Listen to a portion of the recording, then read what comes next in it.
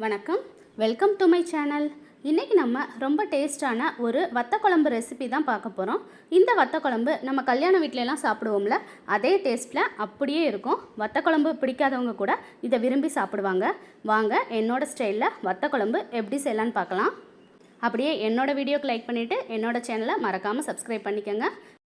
இதுக்கு முதல்ல ஒரு கடாயை நல்லா சூடுபடுத்திக்கலாம். கடாய் நல்லா சூடானதும் 1/2 டீஸ்பூன் வெந்தயம், 1 ஸ்பூன் மல்லி, 1 ஸ்பூன் கடலைப்பருப்பு, 1 ஸ்பூன் மிளகு, 1/2 ஸ்பூன் சீரகம், 3 வரமிளகாய் சேர்த்து நல்லா பொன்னிறமாகிற வரைக்கும் நல்லா வறுத்து எடுத்துக்கலாம். அடுப்பை நல்லா சிம்மிலேயே வச்சு வறுக்கணும், கரிஞ்சிடக்கூடாது. இந்த மாதிரி வறுத்து எடுத்துக்கலாம். இப்போ அதோடு சேர்த்து 2 டேபிள் ஸ்பூன் துருவின தேங்காய் சேர்த்து நல்லா மிக்ஸ் பண்ணிவிடுங்க. தேங்காயோட ஈரப்பதம் எல்லாம் போகிற அளவுக்கு நல்லா வறுத்து எடுத்துக்கலாம். பாருங்கள், இந்த மாதிரி கைவிடாமல் நல்லா வறுத்து எடுக்கணும், கரிஞ்சிடக்கூடாது. இந்த அளவுக்கு நல்லா வறுத்திங்கன்னா நம்ம இந்த பொடியை ஒரு ஏர்டைட் கண்டெய்னரில் ஸ்டோர் பண்ணி கூட ஒரு 3 மாதம் வரையும் வச்சு யூஸ் பண்ணிக்கலாம். இப்போ இதை நம்ம நல்லா ஆற வச்சுட்டு ஒரு மிக்ஸி ஜாருக்கு மாற்றிட்டு அரைச்சி எடுத்துக்கலாம். இந்த அளவுக்கு நல்லா பவுடர் ஆகிற வரைக்கும் நல்லா அரைச்சி எடுத்துக்கலாம்.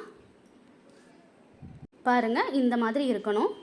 இப்போ ஒரு கடாயில் 3 ஸ்பூன் அளவுக்கு நல்லெண்ணெய் சேர்த்துருக்கேன். நல்லெண்ணெய் சேர்த்தா இந்த குழம்பு ரொம்ப நல்லா டேஸ்ட்டாக இருக்கும். வத்த குழம்புக்கு எப்பவும் நல்லெண்ணெய் தான் சேர்க்கணும். எண்ணெய் நல்லா காஞ்சதும் 2 டேபிள் ஸ்பூன் சுண்டை வத்தல் எடுத்து வச்சுருக்கேன். அதை இதில் போட்டு நல்லா வறுத்து எடுத்துக்கலாம். இப்போ இதை வேறொரு பவுலுக்கு மாற்றிடலாம். இப்போ அதே கடாயில் ஒரு 20 போல் மிதுக்க வத்தல் எடுத்திருக்கேன். இதுவும் டிபார்ட்மெண்ட் ஸ்டோர்லேயே கிடைக்கும். அதையும் இதில் போட்டு பொரித்து எடுத்துக்கலாம். இப்போ இதையும் ஒரு பவுலுக்கு மாற்றிடலாம். இப்போ அதே கடாயில் 1/4 ஸ்பூன் அளவுக்கு கடுகு, 1/4 ஸ்பூன் அளவுக்கு வெந்தயம் சேர்த்துட்டு ரெண்டும் நல்லா பொரிய விட்டுக்கலாம். வெந்தயம் நல்லா பொரிஞ்சதும் 1/2 ஸ்பூன் சீரகம் சேர்த்துக்கலாம். இதில் 2 வரமிளகாய் சேர்த்துட்டு நல்லா பொரிய விடுங்க. வரமிளகாய் நல்லா பொரிஞ்சதும் இதில் 1/2 ஸ்பூன் அளவுக்கு பெருங்காயம் சேர்த்துக்கோங்க. இதில் 100 கிராம் அளவுக்கு சின்ன வெங்காயம் நான் உரித்து வச்சுருக்கேன், அதை இதில் சேர்த்துக்கலாம். லேசாக ஒரு வதக்கி விட்டுட்டு ஒரு 20 பல் பூண்டு உரித்து வச்சுருக்கேன், அதை இதோடு சேர்த்துட்டு ஒரு கைப்பிடி அளவுக்கு கருவேப்பிலையை சேர்த்துட்டு நல்லா வதக்கி எடுத்துக்கலாம்.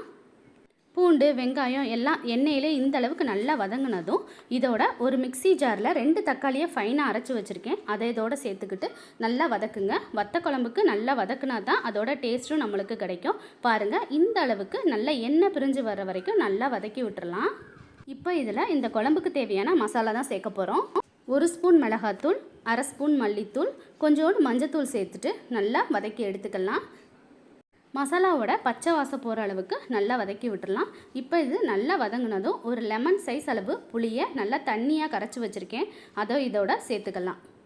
புளி ஊற்றுனதும் அடுப்பை சிம்மில் வச்சுட்டு நல்லா கிளறி விட்டுக்கோங்க.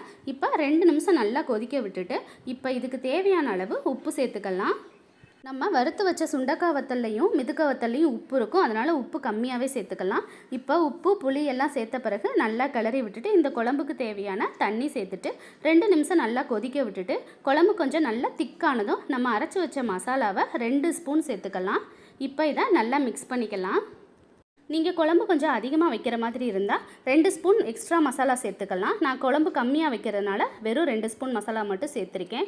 இப்போ இது நல்லா ஒரு கொதி வர்ற வரைக்கும் விட்டுட்டு நல்லா குழம்பு திக்காகி எண்ணெயெல்லாம் பிரிஞ்சு வந்த பிறகு இந்த நேரத்தில் நம்ம பொரிச்சு வச்ச வத்தல் எல்லாத்தையும் இதில் சேர்த்துக்கலாம். இப்போ வத்தல் எல்லாத்தையும் சேர்த்துட்டு 1 நிமிஷம் கழித்து சின்ன துண்டு வெல்லத்தை நுணுக்கி வச்சுருக்கேன், அதை இதோடு சேர்த்துக்கலாம்.